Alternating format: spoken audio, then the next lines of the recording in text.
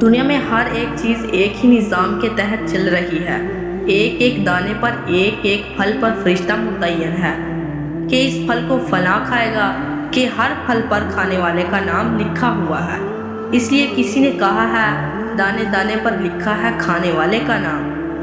ایک آدمی ریڑھی پر رکھا پھل لے رہا ہے، ایک پھل اٹھایا، اسے تھیلی میں ڈالا، دوسرا اٹھایا، اسے واپس رکھ دیا۔ کیوں؟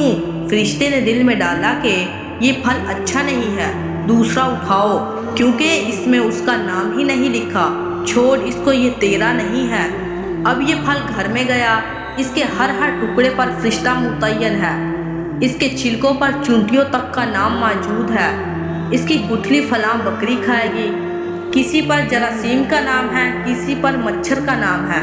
جن چونٹیوں کو یہاں سے رزق لینا ہے ان کو اللہ نے خوشبو پہنچائی، وہ چلتی ہوئی آئی، یہ رینگتے ہوئے، وہ اڑتے ہوئے، وہ چلتے ہوئے۔ 5 آدمیوں نے اس روٹی کو کھایا، وہ نوالے ان کے پیٹ میں گئے، تب فرشتے واپس ہوتے ہیں۔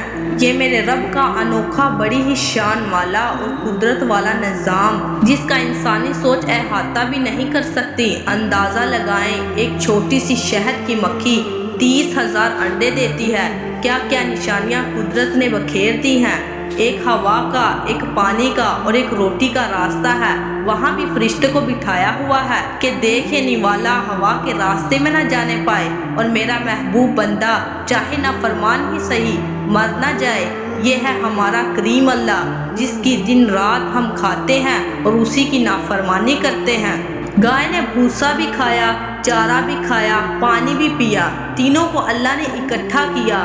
اب وہ آپس میں مل کر ایک جزو بن گئے، اور اب یہی تینوں چیزیں ساری دنیا کی بڑی سی مشین میں ڈالو، کوئی بڑے سے بڑا بھی ایک قطرہ دودھ اس سے نہیں نکال سکتا، مگر قربان جائیں اس مہربان آقا پر۔ وہ کہتا ہے میں ہوں تمہارا رب، جو ناپاک گوبر اور خون کے بیچ سے تمہارے لیے صاف ستھرا دودھ نکالتا ہوں۔ اللہ کی ذات بے مثال ہے، یکتا ہے، وہ تنہا زمین و آسمان کا بادشاہ ہے، جس نے پانی میں سیپی کو بنایا، پھر سیپی میں پانی کے قطروں کو ڈالا، پھر اس کے منہ کو بند کیا اور اسے سمندر کی تہہ میں پہنچایا، پھر اسی پانی کے قطرے کو خوبصورت موتی کی شکل دی اپنی قدرت سے، پھر تمہیں حسن پرستی کو رکھا، تم تہہ میں گئے، ان سیپیوں کو نکالا، ان میں سے موتیوں کو نکالا، پھر وہ گلے کا ہار بنے گا، سر کا تاج بنے گا، یا انگوٹھی کا نگینہ بنے گا۔ یہ سب نظام اللہ اپنی قدرت سے چلا رہا ہے۔ مچھلی پاگل نہیں ہے کہ جال میں آ جائے، یہ تو اللہ کا پورا نظام ہے، جو اس کے متعین کردہ فرشتے مچھلیوں کو گھیر کر جال میں لے آتے ہیں۔ ہر مچھلی پر کھانے والے کا نام لکھا ہوا ہے۔